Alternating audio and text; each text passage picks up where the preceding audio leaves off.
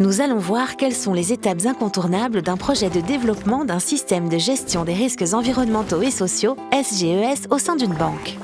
Tout d'abord, précisons que si des experts externes peuvent aider à la mise en place d'un SGES, la responsabilité finale repose sur les banques elles-mêmes, car personne mieux qu'elles ne connaît les contraintes et les opportunités liées à leur marché local et à leur organisation et capacité interne. Bien. La première tâche est la mise en place, au sein de la banque, d'un groupe de travail en charge de la démarche de maîtrise des risques environnementaux et sociaux.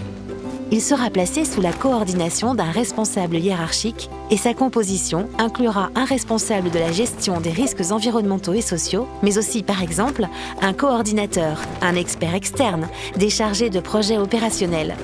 Il est essentiel d'inclure des commerciaux et des agents de crédit, car ce sont eux qui seront impliqués au quotidien dans la mise en œuvre du système par la suite.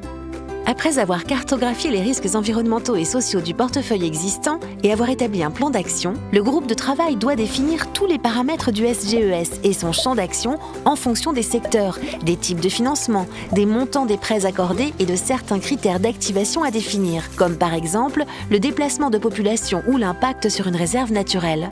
Ce groupe de travail est ensuite chargé de l'élaboration des procédures et des documents associés. La liste d'exclusion, les manuels opérationnels, les formulaires et listes de vérification, l'outil de catégorisation du risque et les directives sectorielles qui pourront être soumises à la relecture des collaborateurs concernés. Le SGES ainsi conçu, assorti d'un plan d'action, d'un plan de formation et d'un calendrier pour sa mise en œuvre, est soumis à l'approbation de l'instance de direction de la banque. Une fois ces éléments validés, on entre dans la phase pilote. Le SGES doit être introduit progressivement dans le cycle de crédit, en s'appliquant dans un premier temps à un nombre limité d'opérations, pendant que les équipes sont formées. Le suivi régulier et l'évaluation à chaque étape de cette phase pilote permettent de réaliser les ajustements nécessaires afin, à terme, de couvrir l'ensemble des secteurs et des niveaux de risque des opérations financées.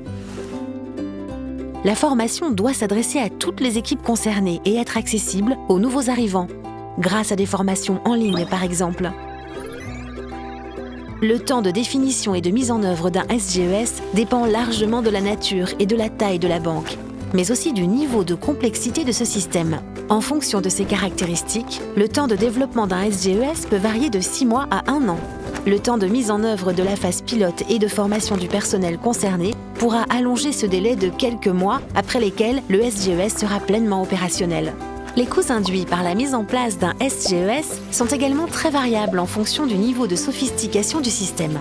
Par ailleurs, le recours à des expertises externes, s'il permet de gagner du temps, peut aussi sensiblement augmenter le coût du processus. Voilà, les outils sont entre vos mains. À vous maintenant de mettre en place un SGES.